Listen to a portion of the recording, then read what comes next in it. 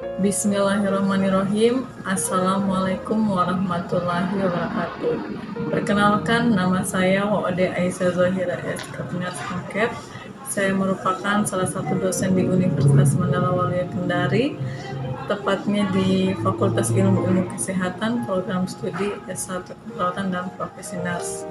Pada kesempatan kali ini, saya akan memaparkan secara singkat terkait dengan teknik pembelajaran yang saya lakukan pada mata kuliah keperawatan anak 1, yang dimana mata kuliah ini yang diberikan pada mahasiswa semester 4, yang dimana jumlah bobot SKS-nya sebanyak 3 SKS yang terdiri dari 2 SKS teori dan 1 SKS praktek. Adapun deskripsi mata kuliah keperawatan ini adalah mata kuliah keahlian keperawatan ini berfokus kepada respon anak, keluarga pada setiap tahap perkembangan mulai dari lahir sampai masa remaja dalam keadaan sehat maupun sakit. Adapun capaian pembelajaran pada mata kuliah ini adalah yang pertama itu mampu memahami konsep keperawatan anak dalam konteks keluarga. Yang kedua itu adalah mampu melakukan simulasi asuhan keperawatan pada anak, baik anak sakit maupun akut, serta keluarga dengan mengembangkan pola pikir yang logis, etis, dan kritis.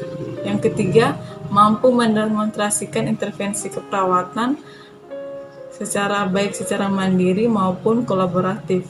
Yang keempat, mampu menjalankan tugas dan fungsi advokasi bagi anak keluarga yang dapat mempertahankan hak klien. Yang kelima yaitu mampu melakukan kerjasama dengan sumber kesehatan yang ada di masyarakat. Adapun metode pembelajaran yang saya terapkan pada mata kuliah ini adalah dengan metode ceramah, tanya jawab, diskusi, dan praktek. Terkait dengan kriteria penilaian, biasanya di awal perkuliahan saya menyampaikan mengenai kriteria penilaian yang terdiri dari absensi sebanyak 5% dan tugas kelompok sebanyak 20%, performance presentasi sebanyak 20%, nilai ujian tengah semester sebanyak 25%, dan nilai ujian UTS atau ujian akhir semester sebanyak 25%, sehingga jumlah semuanya keseluruhan adalah 100%. Terkait dengan referensi, biasanya saya mengambil untuk referensi dalam pembelajaran saya itu, saya mengambil di buku, di jurnal, baik jurnal nasional maupun jurnal internasional. Perkuliahan yang saya lakukan baik secara tatap muka sebelum pandemik dan setelah pandemik saya melakukan secara daring.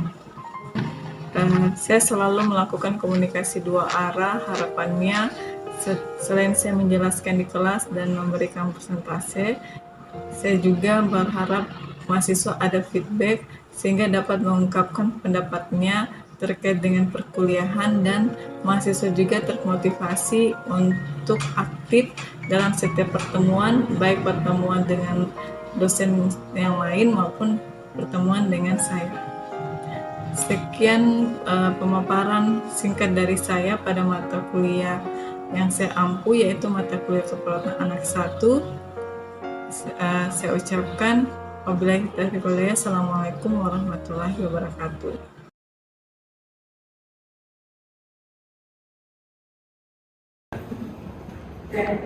Bismillahirrahmanirrahim. Assalamualaikum warahmatullahi wabarakatuh. Waalaikumsalam warahmatullahi wabarakatuh. Kita mulai perkuliahan pada hari ini. Kita berdoa untuk kita masing-masing berdoa untuk berdoa selesai. Oke, sebelum ibu mulai kuliah kita pada pagi hari ini, maka menjelaskan mengenai tujuan perguruan kita pada hari ini ya. Jadi tujuan dari perguruan kita pada hari ini adalah mahasiswa mampu mengetahui pengertian screening kekebalan. Juga itu adalah mahasiswa mampu mengetahui permasalahan dengan menggunakan DDST atau Digital Development Screening Test. Oke. Ibu absen dulu ya. Sukma Rizky Ibu Cantika, Ibu Sari Kristianti, Ibu Ferry, Ibu Lisa, Ibu Eka, Ibu Fatima, Ibu Selina, Ibu Aziza, Ferry, Ibu Ayu Firmianti, Mutahmina, Ibu Cantika, Ibu Ika, Ibu Lilis, Ibu Dewi, Ibu Nurul, Ibu Anissa. Ibu Dari semua ya. Oke, baik. Kita mulai materi kita pada hari ini.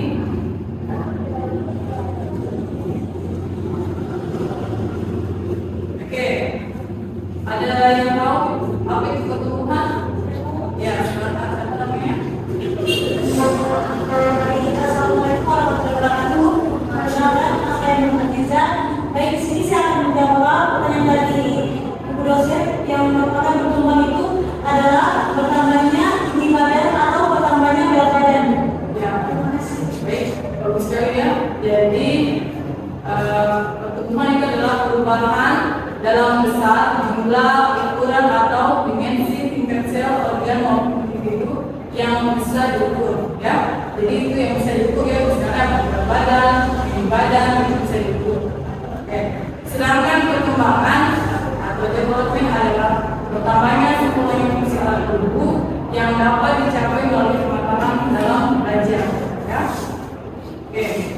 Nah, di sini definisi DDST atau Dental dan Wellness Screening Test adalah suatu metode screening terhadap perkembangan anak yang dimana fungsinya itu untuk mengetahui perkembangan personal sosial, motorik halus, bahasa, motorik kasar pada umur 1 bulan sampai 6 tahun, ya. Nah, ini persiapannya. Yang dimana di sini ada bola, ada kelinci-kelinci, ada manik-manik, ada gelas, ada benang wol, ya, ada parcel. Oke, bidang aspek yang dimulai itu ada 4 ya. Yang pertama itu adalah personal sosial, yang kedua itu adalah motorik halus, yang ketiga itu adalah bahasa dan motorik kasar. Kalau personal sosial itu adalah dimana kita berkomunikasi sama anak. Nah, kalau sekarang motorik halus itu misalnya melukis, menggambar. Sedangkan bahasa itu adalah menyebutkan nama papa, atau menyebutkan teman, atau menyebutkan warna kuning, warna merah, ya itu anaknya. Sedangkan motorik kasar itu merangkak, berlari, melompat, itu adalah motorik kasar, ya. Oke.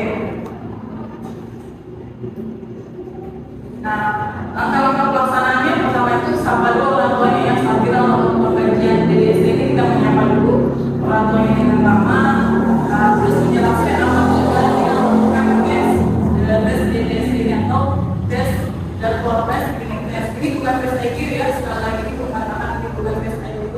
Ini cuma melihat apakah pertumbuhannya sudah sesuai dengan perkembangannya, ya.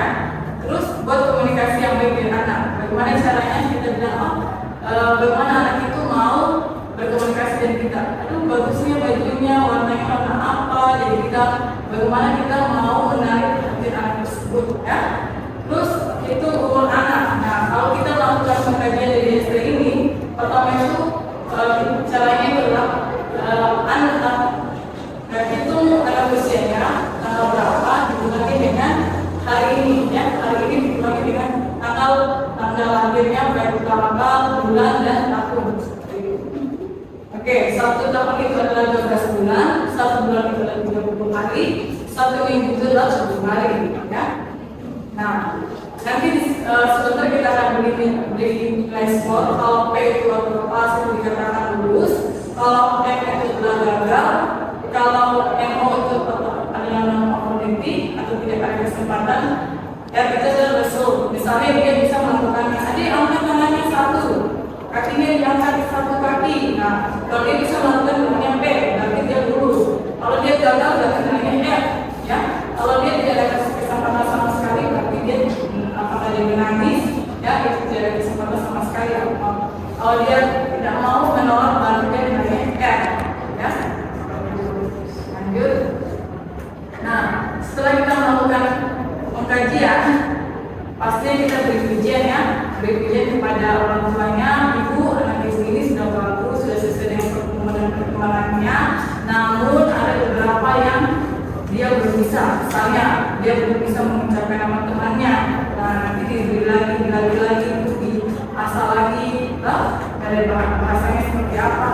Nah, terus berikan penjelasan mengenai hasil tesnya. Dari hasil tesnya kalian kaji tadi, dijelaskan apa yang dia bisa, apa yang dia tidak bisa. Misalnya bagian bahasanya dia tidak bisa, mungkin ada bagian motorik kasarnya atau motorik halusnya yang dijelaskan dan dicatat dan lagi itu adalah ucapkan informasi atau sebutkannya, gitu ya. Nah, inilah contohnya, ya. Jadi tanggal pengkajian diulangi dengan tanggal lahir, diurutkan ya, baik tahun, bulan, dan hari. Contohnya di sini adalah tanggal pemeriksaannya itu adalah tanggal 28 Maret 2009 dan tanggal akhirnya 15 April 2016. Jadi diurutkan sesuai tahunnya, bulannya, harinya. Kalau 28 di bulan 15 tidak bisa, jadi 13 ya. Kalau 3 di bulan 4 tidak bisa, tapi pinjam di 1 tahun. 1 tahun itu berapa bulan?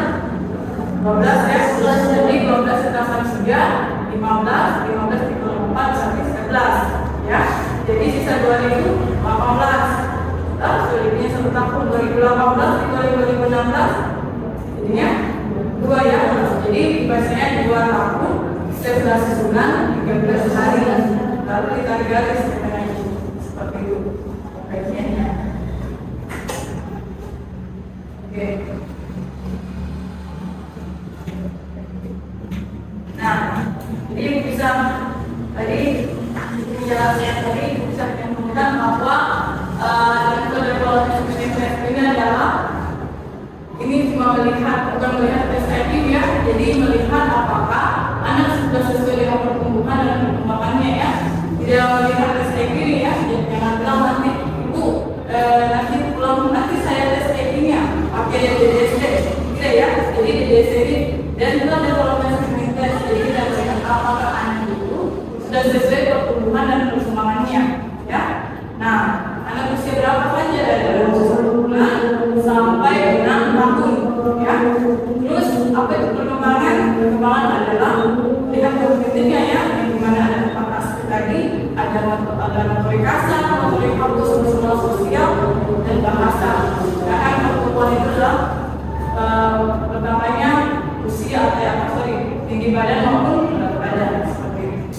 Oke, baik. Itu mau evaluasi ya. Oke, ada yang tahu apa itu pertumbuhan? Ya, pertumbuhan atau growth adalah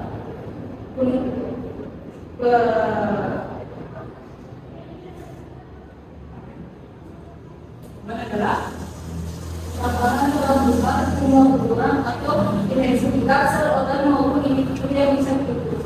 Ya, sekalian jawabannya tadi apa namanya?